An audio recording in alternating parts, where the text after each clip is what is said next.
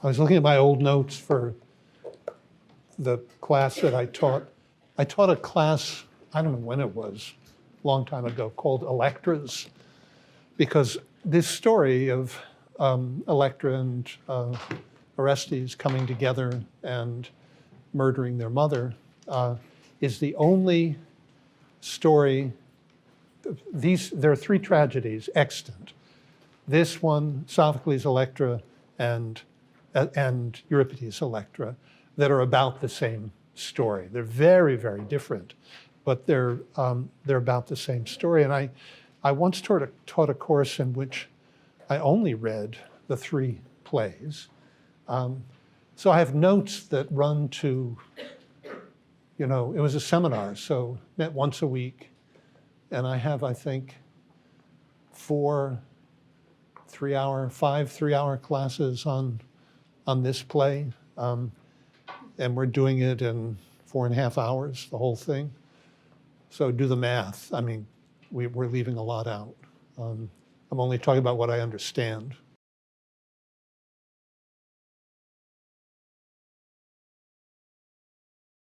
We don't really know.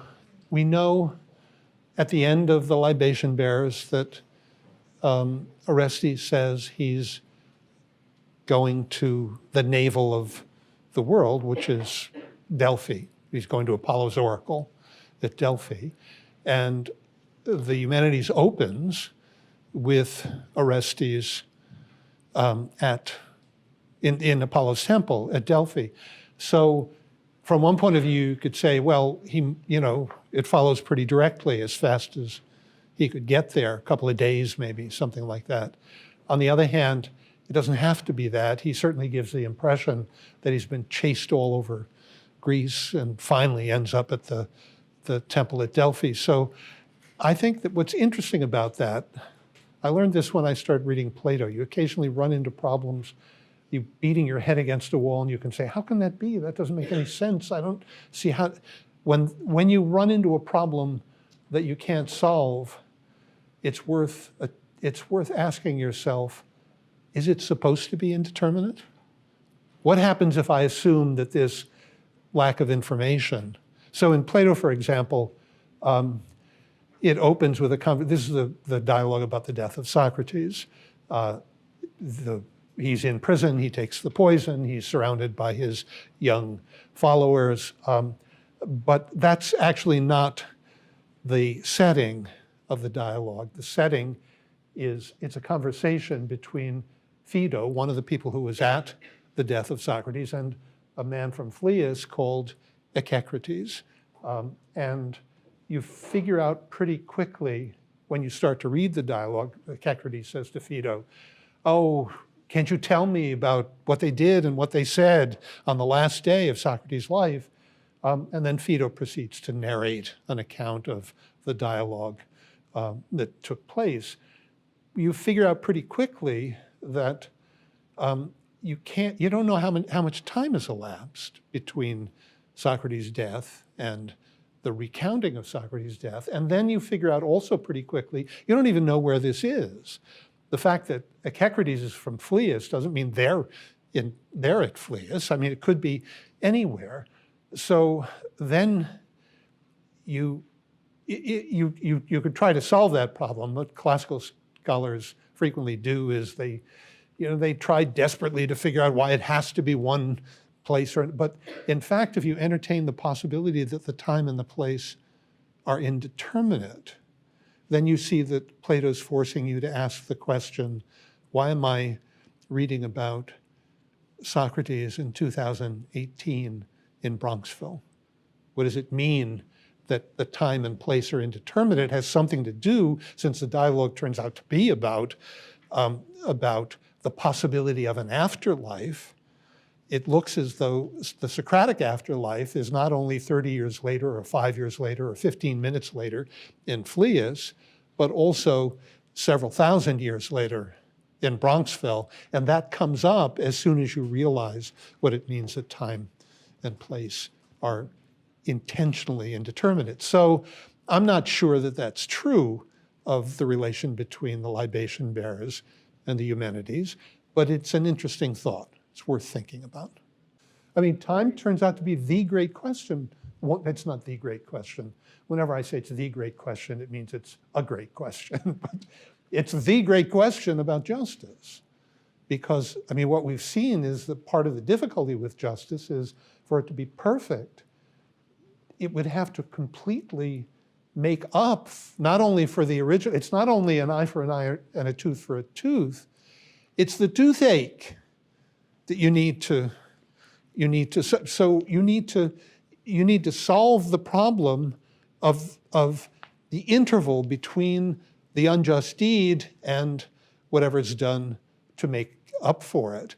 Time makes it very difficult because you say to yourself, well, the perfectly just response, if God were in charge, if Zeus were in charge rather than Orestes, would be, as soon as the injustice was done, there'd be a bolt of lightning from heaven. But in fact, even that gives you an interval. So it would have to happen in a way before it happened. I'm sorry? Yeah, in which case there wouldn't be an act of injustice and there wouldn't be anything to. So that's meant, this comes out in this play. It comes out really with we won't read Sophocles' Electra, but it's one of the great themes of that play. Okay, what do we got? Well, the first thing is you should read through all of the Eumenides for next time, and then we're going to spend more time on the Eumenides. So go back and I would say concentrate on the first 179 lines. That's what we'll do next time. I think we'll spend at least 4 days on this play. Okay. So if we're going to understand the libation bearers, we would have to figure out what it means that Orestes goes crazy at the end of the play. Now, we know that the issue of the trilogy is in some way justice. The question of justice is, in some obvious, everyday way, connected to the question of madness. Think about the way we talk about the most extreme crimes. He must have been crazy, we say. That in some way means that doing an injustice means losing touch with reality. Injustice is, in a way, like unreality, or the just is connected to the way things are, to being. The just, to dikaion, is connected to on, to being. Now, I want you to keep that in mind. I want to circle back on this issue by looking at 4 different passages in the play today. So if we go back to the beginning, what do we have? The play opens with Orestes observing the chorus and his sister bringing a libation to his father's tomb.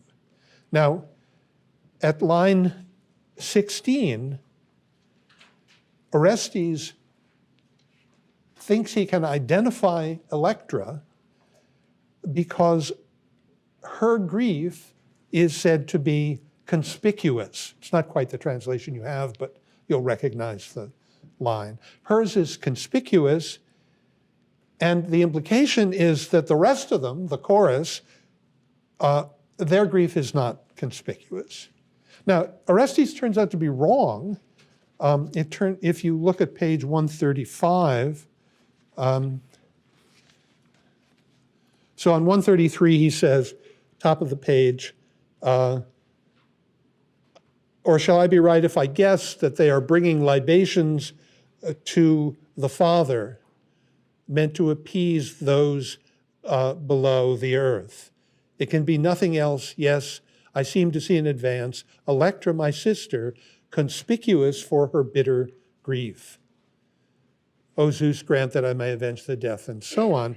And then 2 pages later, the chorus, bottom of the page on 135, say, but as for me, since a constraint that beset my city has been laid on me by the gods, for from the house of my father they led me to a fate of servitude, things just and things unjust, must I approve, mastering the bitter repugnance that is in my mind.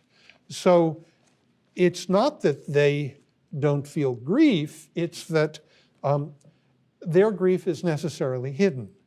Nevertheless, Orestes thinks that he can tell the difference because Electra's grief shows. Now, that's more or less the beginning of the scene. Then Electra finds his hair and his footprints.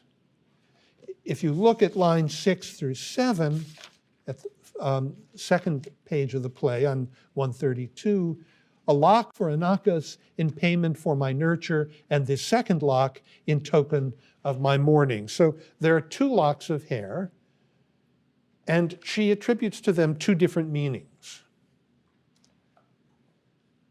She'll treat them as though they're one.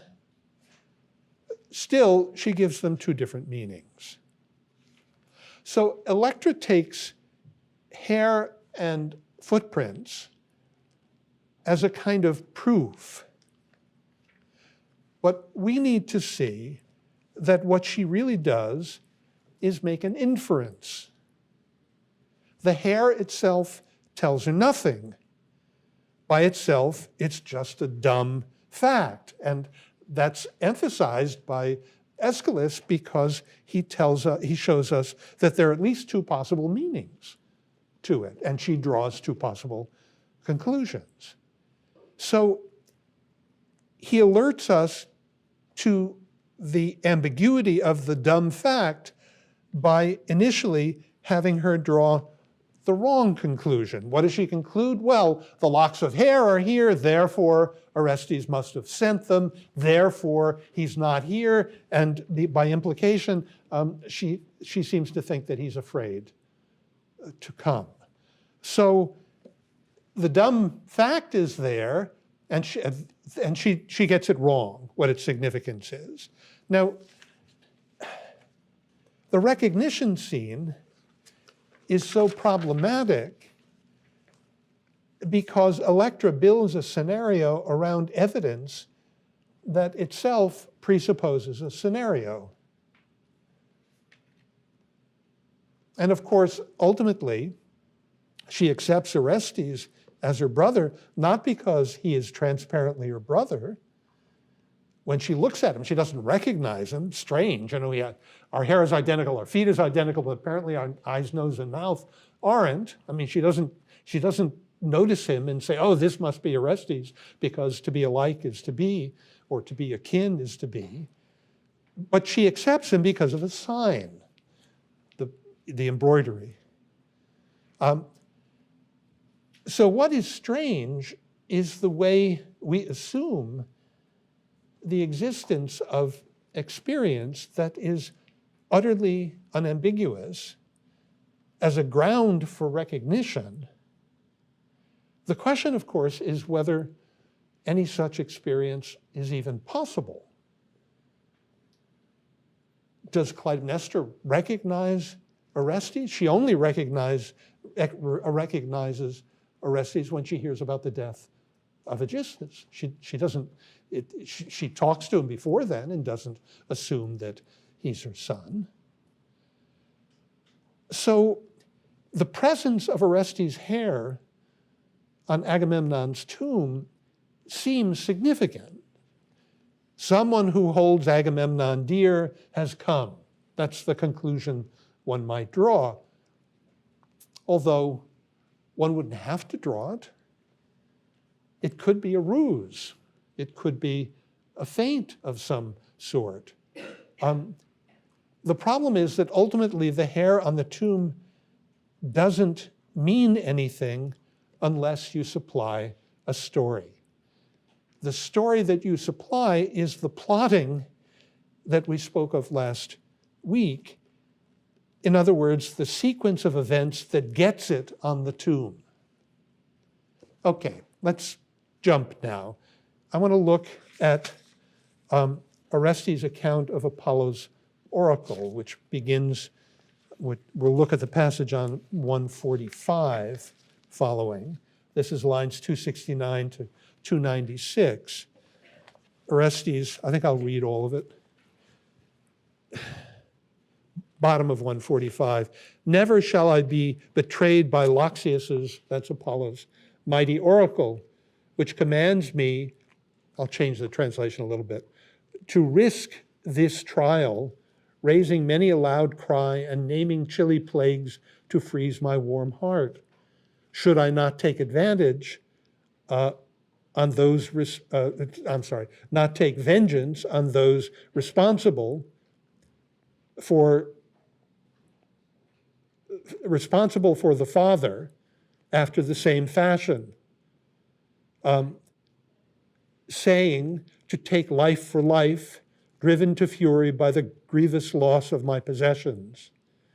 And with my own dear life, or my own dear soul, he said, I should pay this debt, enduring many loathsome ills. For as he revealed to mortals the means of mollifying malignant powers of earth, he spoke, naming these plagues, leprous ulcers that mount upon the flesh with cruel fangs, eating away its primal nature, and a white down sprouting forth upon this infection. He spoke of other assaults of the Eumenides, brought about by the shedding of my father's blood. And then there's a lacuna after that. Seeing clear, though the dark he directs his glance, though in the dark he directs his glance. For the dark arrows of the infernal powers darted by kindred fallen who call for vengeance, and madness and vain midnight fears harass and torment and drive him from the city, his body maimed by the brazen scourge. And such men may have no part in the festal bowl or in the pouring of drink offering. Both are kept far from the altars by their father's unseen wrath, and none may receive nor entertain such a one, but he must perish at last, honorless and friendless, cruelly shriveled by a death that wastes him utterly away. Now,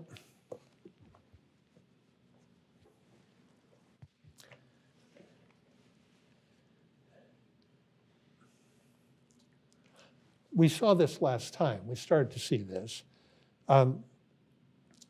It's actually not clear that Apollo told him to kill his mother.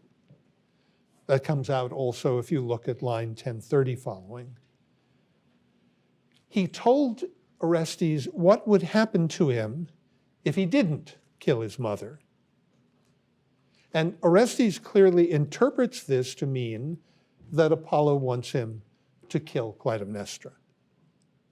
So he interprets leprosy as punishment. By itself, of course, it's just an illness. It's not a punishment. It needs to be placed in the context of a story to be interpreted as punishment.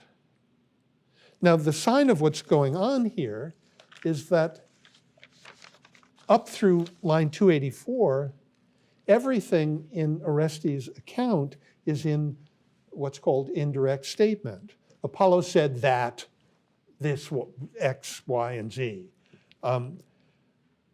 This, of course, in itself leaves it open and very unclear whether Apollo actually said the words that Orestes uses, or whether these words are an interpretation. I mean, when we say, well, what are you going to do? Well, I was told that I have to X, Y, and Z. That's your way of recounting what you were told to do by someone in authority, but it may not be exactly what was said. It may bear the imprint of your interpretation. But at 285, line 285 following, we get direct statement.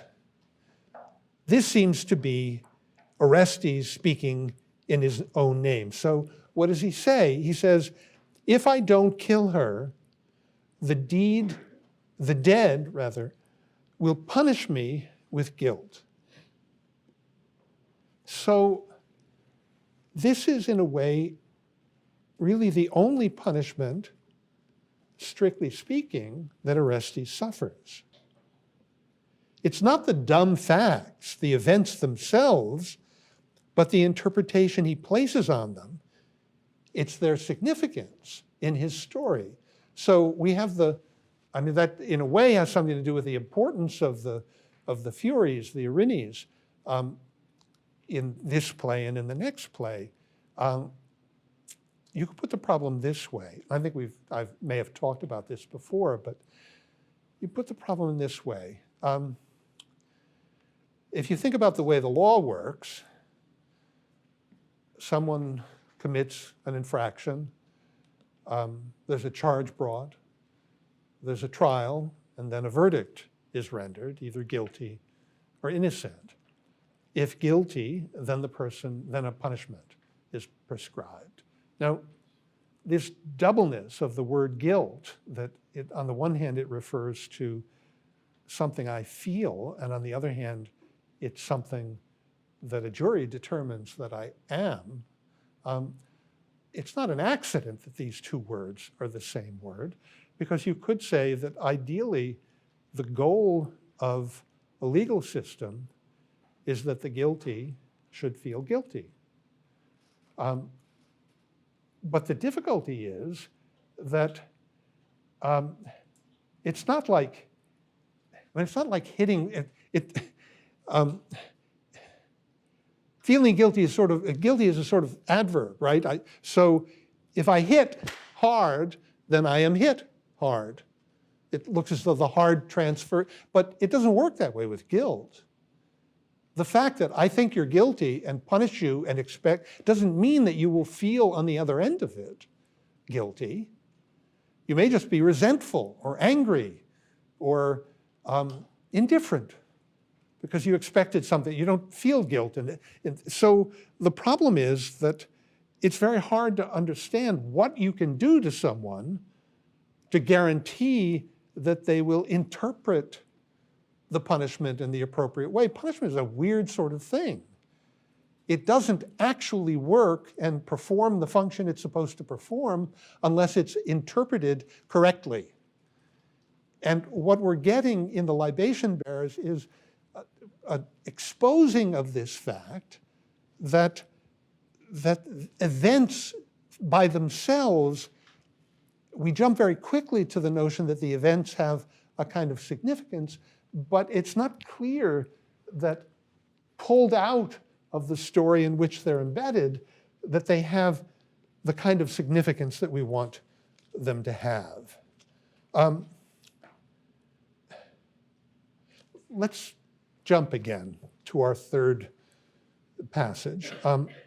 If we look at the first stasimon, the first choral ode, goes from 585 to 651, the chorus give us examples of what are supposed to be crimes originating in female eros. It's interesting. That doesn't come out as clearly in your translation that eros is the issue, because I think he has multiple translations for it. But if you look on 165 at the antistrophe number 1, it runs like this. But of the hyper-daring thoughts of a man who could say, or of the desperate eroses, erotas, of women all daring, fellows of the spirits that wreak ruin among mortals, unions in wedlock are perverted by the victory of shameless eros, mastering the female among beasts and men. So they start their chorus with, it looks as though they're going to make an argument. They're going to make an argument against Clytemnestra, ultimately, that she deserves to be punished. She's committed a crime. The crime that she's committed has to do with this daring erotic passion that has moved her. What's interesting is that then we get a series of examples that are supposed to bear this out. Examples from the Greek mythology. So if you look at the next passage, we won't do this for all of them, but for this one, let's do it.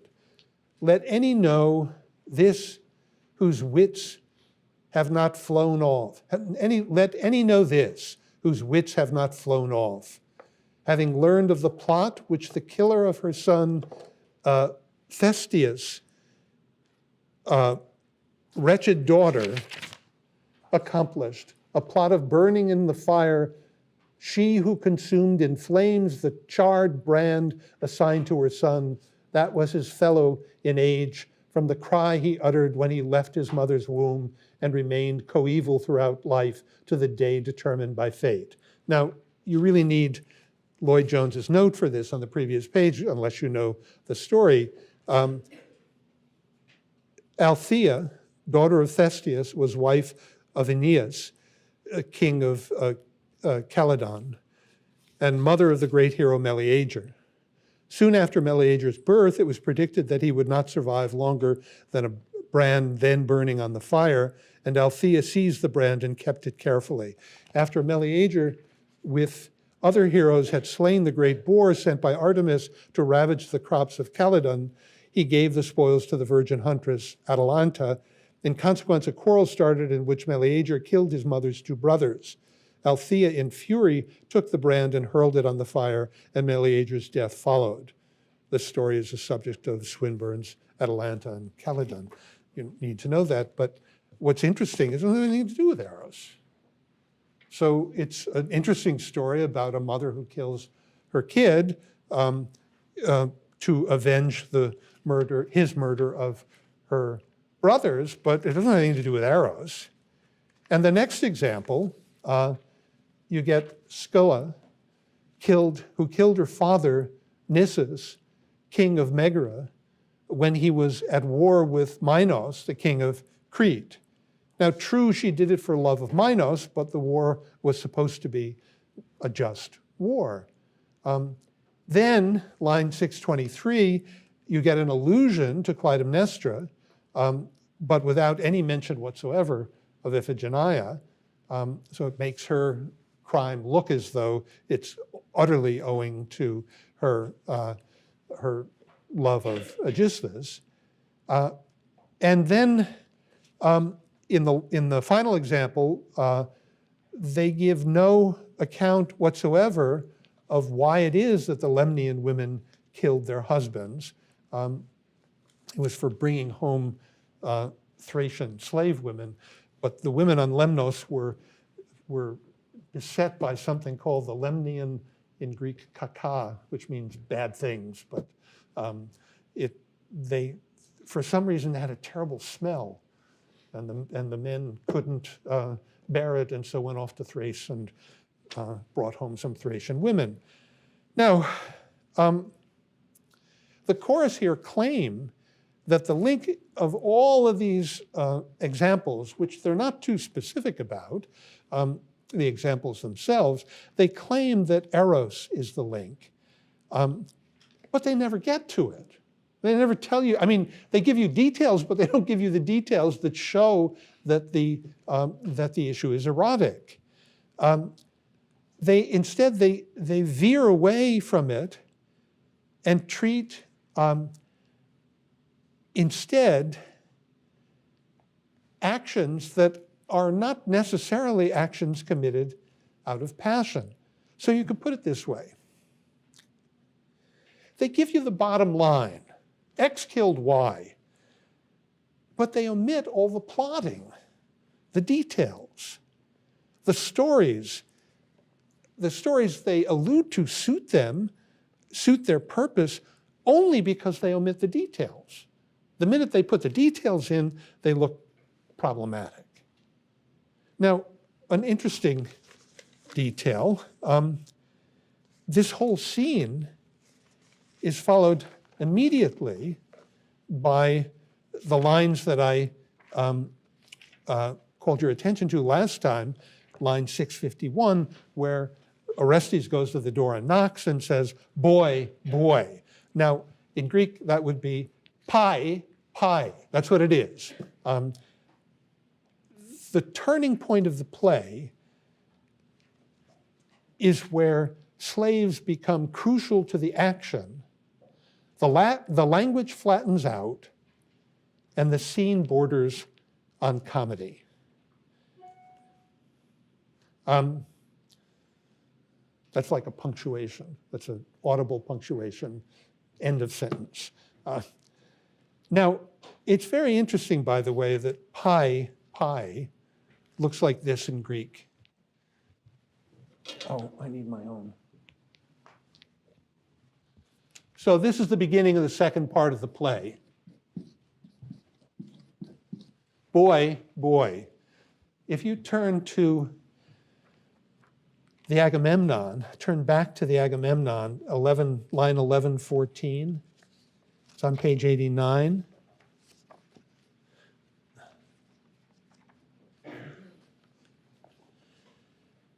Cassandra, the chorus have just said, I do not yet understand, for now her riddles leave me perplexed at her obscure oracles. And then she says, alas, alas, what is it? What is this that comes into view? And she begins to talk about the murder of Agamemnon. But actually in the Greek, the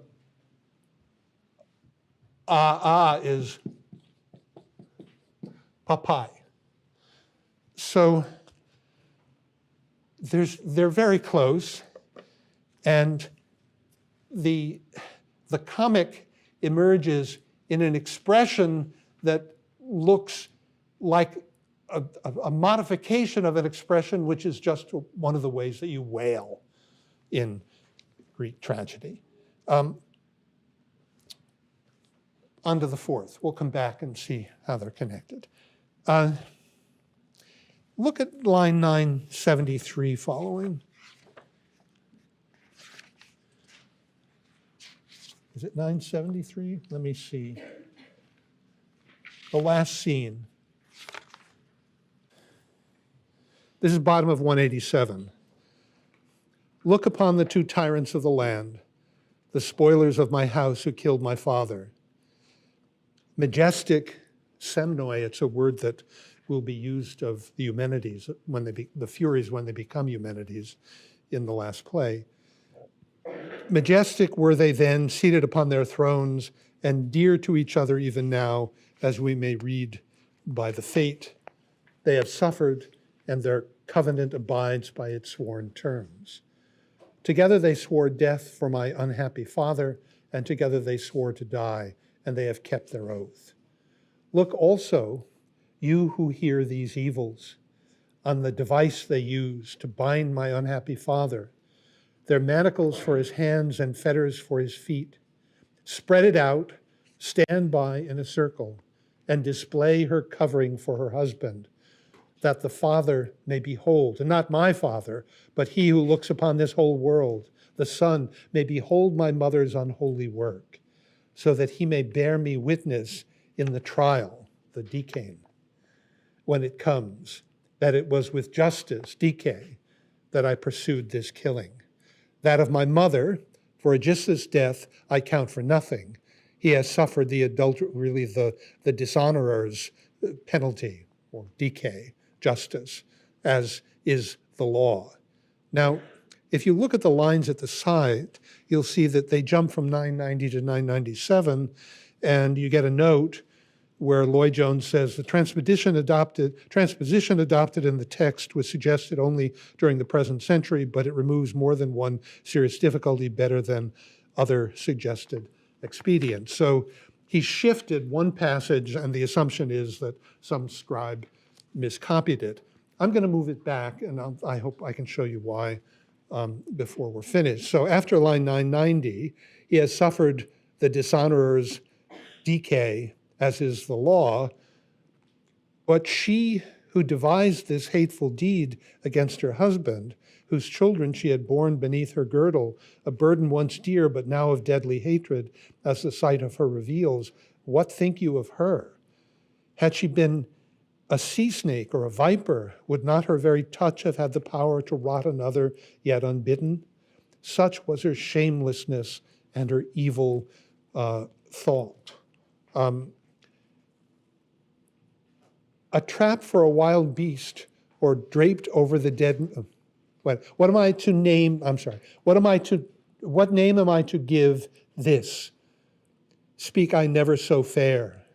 A trap for a wild beast, or draped over the dead man's feet, the draping of a coffin. No, a net, a hunting net, you might call it, or a robe to entangle a man's feet. Such a possession might some brigand set, a cheater of travels who plays a robber's trade, and with this cunning snare might he slay a man and much delight his heart thereby. Now, let's just finish it up. May I never have such a mate to share my house. Sooner than that, may the gods make me perish childless. Orestes displays the net or the robe or whatever it is that Agamemnon was caught in as though it were itself self-explanatory. Behold the bloody cloth. See how much she deserved to die. That's his argument, right? We know that he's doing something like that, and that Aeschylus is doing something like that, because the reason I rearranged or put it back in the original order is this. At 991 following, he starts by comparing her to a snake. He says, but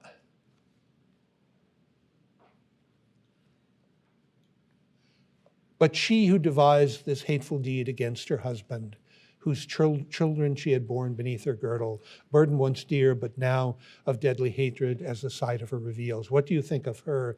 Had she been a sea snake or a viper, would not her very touch have had the power to rot another, yet unbidden? Such was her shameless and evil pride. So you get that. And then the next line, if we go back up, what name am I to give this? Except in Greek, it's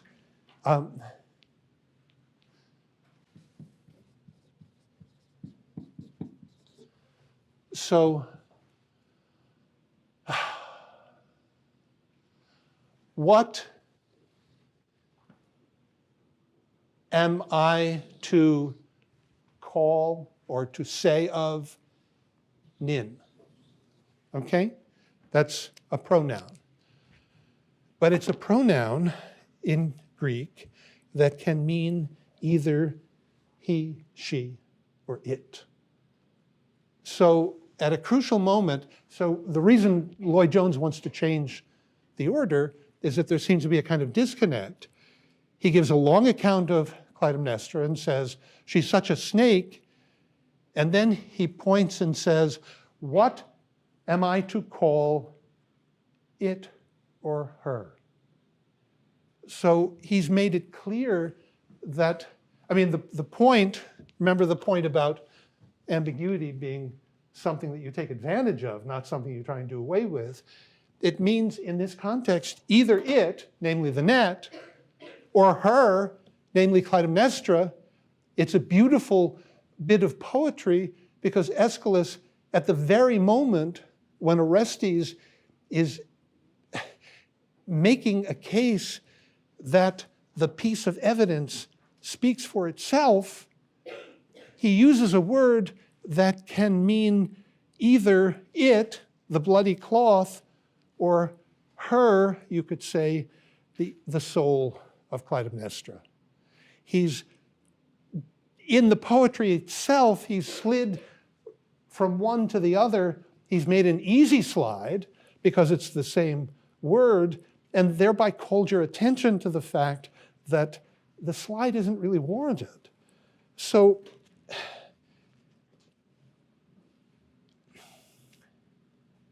he put it in this way to say the same thing. Nin is a third-person pronoun. Him, her, it. So he's just been talking about Clytemnestra. And so the most natural way to take it here is her. But it then becomes clear that he's made a transition. He's not talking about her anymore. He's talking about the cloak or the net or the robe. And so it seems to mean it. The ambiguity is perfect for the speech since it points to the problem of the speech. Orestes' speech is meant to say something like this: I will show you Clytemnestra's guilt. I will show you Clytemnestra's soul. And then he points to the cloak and he says, look at it. And he means look at her because he's treating it as though it makes her guilt immediately manifest to everybody. But of course, the problem, go back to the other things, the way the play started, the hair didn't say unambiguously anything. And the cloak also doesn't say unambiguously anything. In order for it to mean something, it requires an interpretation, a story, which when you look at the passage, you see is precisely what Orestes proceeds to give it. He tells us, such a possession might some brigand set, a cheater of travels who plays a robber's trade, and with this cunning snare might he slay many a man and much delight his heart thereby. So you've got a bloody robe, and Orestes says, look at it. See how guilty she is? Why? Well, it's just the sort of thing that some brigand would, and then he elaborates on it. So it seems plausible at first, but then you realize that what you have in front of you is just, sort of like a towel. Orestes is working backwards. The thing by itself isn't particularly awful, so he needs to develop a story that makes it awful so that it can be a manifestation of Clytemnestra's guilt. Now, you know that Aeschylus has this in mind because he repeats this whole ambiguity just a few pages later, one page later, on 190, when he says, and the blood that gushed forth was time's partner in spoiling the many dyes applied to the embroidery. Now do I speak his eulogy? Now am I here to render auton, him or it, due lamentations.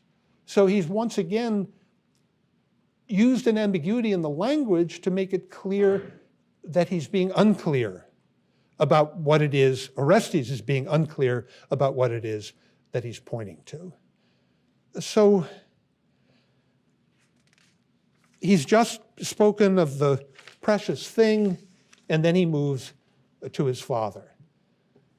Okay, so we've got these four different places in the text, scenes. What do they point to? In every case, the meaning of a thing is taken to be self-evident and so gets taken for granted. But it turns out that they always involve concealed influences, stories, plots. Or put it differently, by itself, Orestes' hair, leprosy, the bloody cloak are meaningless. They only have meaning when they're embedded in a sequence of events, of actions. And even that turns out to be problematic.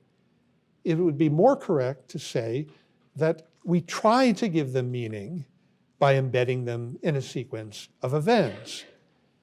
In this way, they become representations of what we can never get at in itself, the soul. So Orestes needs to display Clytemnestra's soul to the chorus so that they can see her guilt. But all they get is a bloody cloth. And to make it significant, he has to put it in a story. But the attempt was originally to use the cloth to make sense of the events. So the movement is from events to symbolic representation to story. So things are significant or meaningful only insofar as they're significant or meaningful for a soul. And for that reason, to get at their significance is in a way to get at the soul for whom they're significant. It's Orestes' interpretation of the necessity, of the possibility of leprosy that is his real punishment. Now, why is it so important to get inside the soul in this way? Well, only if you can do that is any assessment of justice possible. Because what you're talking about is motive. But the rub is that while stories are necessary in order to give things meaning, too many details overdetermine things. You want a story that is in some sense paradigmatic. So,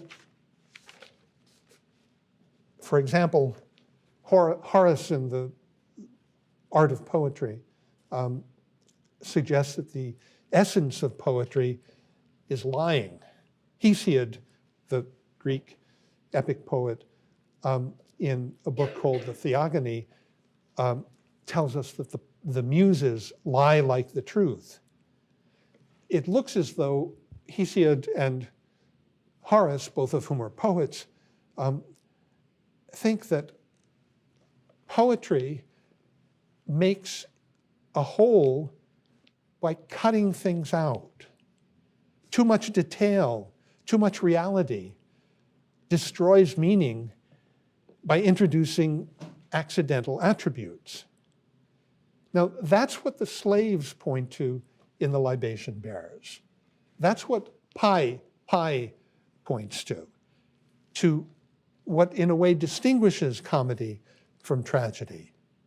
If somebody's name is Oedipus in a tragedy, and the etymology of Oedipus is swellfoot, or if somebody's name is Antigone and the etymology of Antigone is anti-birth, that's going to be significant. If somebody's name is Prometheus and it means forethought, that's going to be significant. If somebody's name is Willie Lowman, that's going to, in a tragedy, that's going to be significant. On the one hand, too much detail gets in the way of significance. On the other hand, too little detail takes things out of any context in which they can have a meaning. So you could say, in the libation bearers, there are really two extremes. Clytemnestra is the mother as such. The nurse is the particular mother. So when Clytemnestra at the end tries to get Orestes not to kill her and suggests that she nursed him, you've already heard the nurse talk about having nursed him, and you sort of wonder whether Clytemnestra really had very much to do with him at all as a child. So she's the mother, the paradigmatic mother, but then you have that almost comic speech by the nurse where she lets you know that she's the one who bathed him and changed his diapers and fed him and didn't know whether he was hungry. When babies cry, she says, you don't know whether they're hungry or they're wet or they're whatever they are. So she goes into all this elaborate detail, whereas in Clytemnestra, the issue is simplified because it's not whether she was an attentive mother or a good mother, it's I bore him, and metaphorically, I nursed him. But she draws the line, apparently, at changing his diapers. So you get Clytemnestra on the one hand, you get the nurse on the other. Or put the whole thing differently, the male principle, meaning as such, without any particulars, and the female principle, particularity, the mother. The male principle, mathos. The female principle, pathos. The tragic principle, pathemathos, learning through suffering, learning through the particular. The libation bearer shows us that you can't do without the particular details, not because it's opposed to meaning, but because there's no possible meaning without the particular details. Okay, so what have we got? Why does Orestes go crazy? What does it mean that he goes crazy? He's confronted with something only he can see. He's punished by his perception of something as a punishment. He's not punished by leprosy or pain. He's punished by whatever it is that makes him think of leprosy and pain as punishments and not simply misfortunes. So put the whole thing somewhat differently. The libation bearers reveals to us the tendency that human beings have to see things as significant. Electra runs into hair on the tomb, and she feels compelled to give an account of it. We then see that it's really only by placing these things in a story, in a context, relative to a soul or souls, that they really have meaning. But this makes these real things essentially symbolic. So put it this way.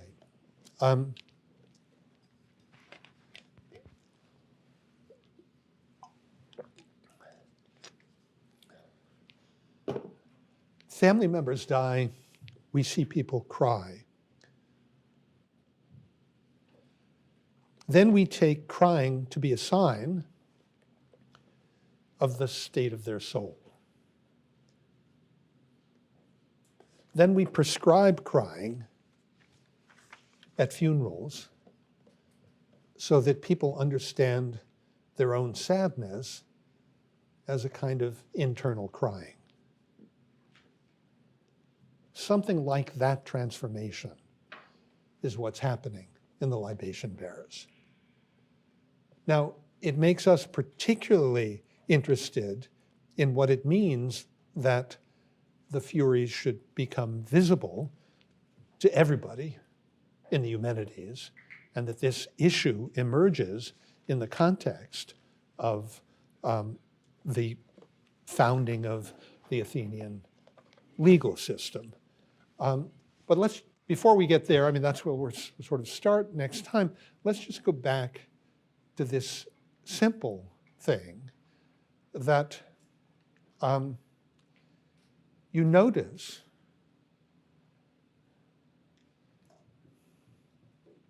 you've felt that, right? You've gone to funerals, probably, one at least, something like a funeral in your lives. You don't know how to behave.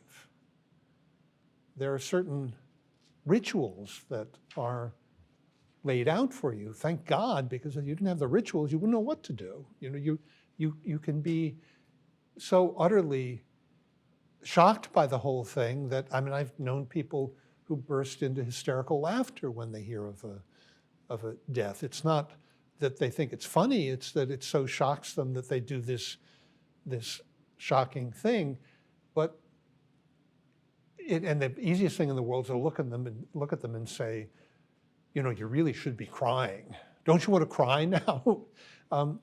So the interesting thing is that something's going on inside. It has an external manifestation. Or there's an interesting fact. Forget about the rest of it. The Greek word phobos, which by their time, by the time of tragedy, means fear, in Homer means flight, running away. So it's an interesting fact about the language that a word that once meant to run away comes to mean to be afraid. Why? I mean, this is a version of my Woody Allen example, right? I mean, why? Because one of the things people do often when they're really terrified is run away.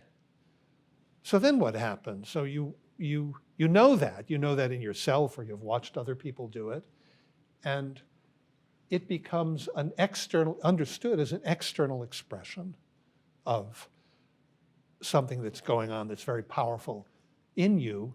And then the poets will turn internal fear into, and not just the poets, happens in your dreams all the time, doesn't it? You feel afraid and you end up running because the physical manifestation, the external manifestation, is the way you're able to articulate for yourself something that otherwise looks to be inarticulable, but it's what's moving you. So something like that is the issue of the libation bearers, where Orestes has in front of, he wants them to understand why he killed her. He has to, for them to understand why he killed her, they've got to understand what a terrible person she was. But in order to understand what a terrible person she was, he has to explain in some way what's going on in her soul. That's what makes you a terrible person. It's not the actual event. It's maybe not the case that nothing's good or bad, but thinking makes it so, but maybe it actually is the case. It's not a statement of the arbitrariness of the good and the bad. It's rather a statement of the fact that the location of goodness and badness has to do with souls. You could say, I mean, if there wouldn't be any good and evil in the world if there were no souls in the world. There'd be a lot of motion maybe and stuff moving around, but nothing would be good or bad or beautiful or ugly. So it's the existence of souls that make it possible for certain things to be good, certain things to be bad. It's also rather interesting when you think about it for a minute, that, now I'm really just winging it, but it is true that it is a remarkable thing about the world that when we perceive it, we don't perceive it, I mean, if you listen to certain of the sort of empirical philosophers, they'll make you think that you perceive the world first as a series of sense data, objects of sight, hearing, taste, touch, smell, and so on. But the really interesting thing about the way we orient ourselves in the world is this strange fact that as soon as we take stuff in, we're ranking it. It's better and worse, it's beautiful, it's less beautiful, there are all these systems of ranking that have to do with the way we take things in. We don't take things in we take things in this ranked way because that's what souls do. Now, what's interesting about that in terms of the libation bearers is that it points to the fact that if Orestes wishes to defend his own action, he has to show what was bad about Clytemnestra, what was really awful about her, and he has to make that apparent to them. And it looks as though he thinks that he can do that by showing them an object. Now, we look on from the outside after, reading and not even just hearing or seeing, but reading the play, and we say, oh, that's kind of silly. But in fact, it's not silly. It's what we all do all the time. We're compelled to do it. It has something to do with where we started when we talked about the connection between justice and likeness, decaying and decay. It turns out that justice has built into it the need to make likenesses because there's no account of the just and the unjust without an account of what's going on inside. And what's going on and the inside is accessible to us only by way of these likenesses. There's no direct access to it.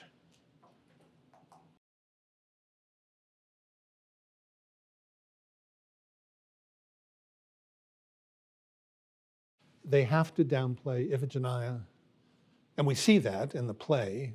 Orestes makes, when he charges Clytemnestra with a crime, he charges her with adultery. He doesn't even mention the question of Iphigenia. So the question is, why do they do that? Now, it's interesting that on the one hand, you can look at it the way you looked at it and should. On the other hand, you have to also realize that the motive of Clytemnestra is dark because she's over-determined. She could have done it out of love of Aeschylus. She could have done it out of vengeance for Iphigenia. She could have done it in order to remain in power. All sorts of motives that she has. So the question is why they ignore why they ignore the one motive that looks as though it might justify her deed. Now, it's not clear that Electra does ignore it, because while she wants the death of her father to be avenged, it is never clear in anything that she says that she expects Orestes to be the avenger, and she disappears from the play before anything happens. So we want to bracket her and leave her out of it and ask the question about Orestes. It makes it easier because he's male and Agamemnon's male, and because he might be ruling in Argos if Aegisthus and Clytemnestra hadn't killed his father. He would have the hope of being the ruler, where it looks as though now he thinks he doesn't have the hope. So he's overdetermined also, and that's mentioned in the libation bearers. So it's his right to regain his property is mentioned early on. So the question then is, why is Orestes so intent on ignoring the possible motive that Clytemnestra has that might justify what she's doing?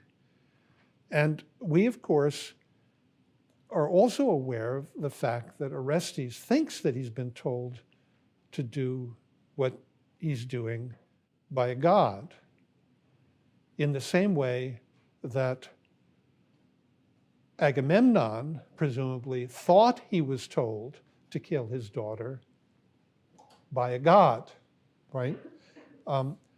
So it looks as though there's something in Clytemnestra that wants to tell Agamemnon, I don't give a crap about your gods. She's my daughter. And that bond between mother and child is so powerful that nothing overcomes it, on the one hand. And it looks as though the male in both instances wants to say, no, there is something that overrides the connection between kin and neutralizes it. And in both instances, it's an Olympian god telling you what to do. Now that in the third play, in the Eumenides, is going to turn into the city. The universal principles grounded in political life overrule the particularity that seems to be the domain of the family. Now, this is so complicated because, in fact, it's not I mean, what you learn from the distinction between the nurse and Clytemnestra in the second half of this play is that insofar as Clytemnestra emerges as the mother in principle, as opposed to the messier version of the nurse who did what mothers do and sort of has a real affection for Orestes that's born from a very particular attachment, it turns out to be the case that Clytemnestra is a symbolic representation of motherhood. But a symbolic representation of motherhood is already a universal principle about the particular. It looks as though it's a quasi-political principle. Therefore, what do we hear about Clytemnestra? Very first thing that's said of her by the guard on the roof, the manly heart of Clytemnestra.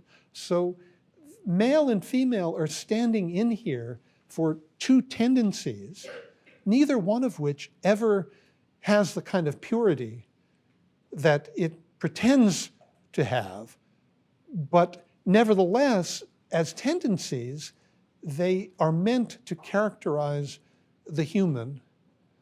And what the libation bearer shows you in a way is that you think that you have, on the one hand, meaning, significance, universality, and on the other hand, particularity, passion. That's why they go after Clytemnestra for being, throwing her in among these examples that are supposed to be moved by erotic passion. It looks as though they're doing something we're quite familiar with, but Aeschylus is so much shrewder than that. Aeschylus means to show you that, in fact, the meaning that is supposed to emerge, that Orestes pretends emerges, in fact, is absolutely linked with particularity. It can't be severed from it. And it's always, that's a sign of its perennial incompleteness. So there's a way in which, I'm jumping here, you have to fill in the blanks yourself, and the blanks are interesting, but you could say, Aeschylus is thinking about poetry. He's thinking about the importance and power of poetry, which is not particular and it's not universal. It wouldn't be what it is. I mean, any poem which is utterly particular and is only about, if somebody writes a poem and says, even if it's first person singular, even if it's a lyric poem describing my experience, I was on a beach on Cape Cod, and the waves came in, and I felt, and so on and so forth. Well, it's just about me. Who cares? It's only if the I that's expressing itself is in some way paradigmatic. If you can pick up the poem and in some way learn something, not just about me, because what do you care about me? So poetry is what it is only because it's more than particular, but you would be foolish not to see that it always works through particulars. It can't, it doesn't, otherwise it would be a philosophical argument. So it turns out that you have, on the one hand, the pure particular, which doesn't exist, and if it did exist, would be utterly meaningless. And you have the pure universal. It's what people who are in philosophy frequently think they do. And Aeschylus is smart enough to see that neither one of those is actually possible, and neither one of those actually is significant. Significance requires this uneasy connection between the two. And in particular, the issue about which the Oresteia is concerned, decay, justice, is absolutely and necessarily linked in some way to decain, like or as.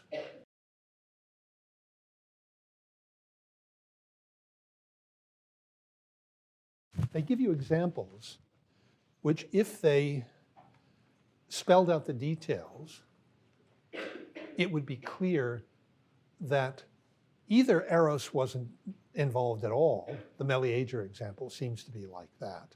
Or if Eros was involved, there are all sorts of other extenuating circumstances. The details would make it less clear. So they don't give you the details. They just say, Eros rules, and I'll give you a bunch of examples where women killed kin. And the consequence of, and Eros was operating at every stage. And in fact, it's either not true or incompletely true. And as soon as you provide the details, you learn that it's not true or incompletely true.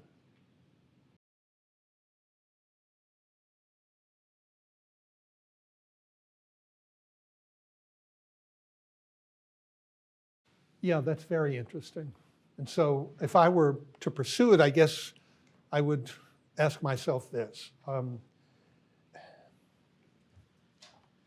Is Aeschylus, I mean, apart from the previous reference to Clytemnestra's dream, you wouldn't have to go much further than to see that he's just trying to show that she's bad, right? But then you add details, the details from Aeschylus's poem, and it turns out that he's used this image previously, and it was Clytemnestra's dream. So it looks as though, almost despite himself, Orestes has, so let's look at it this way. The original dream, Clytemnestra wakes up, she's been bitten by a snake that was nursing at her breast. She has a strange interpretation according to which that's Agamemnon. Orestes comes along and says, that's crazy, that's me. He later likens her to a snake. And so the question is, could we think it through in such a way as to see that without realizing it, Orestes is opening up the possibility that Clytemnestra is the source of her own bad dreams.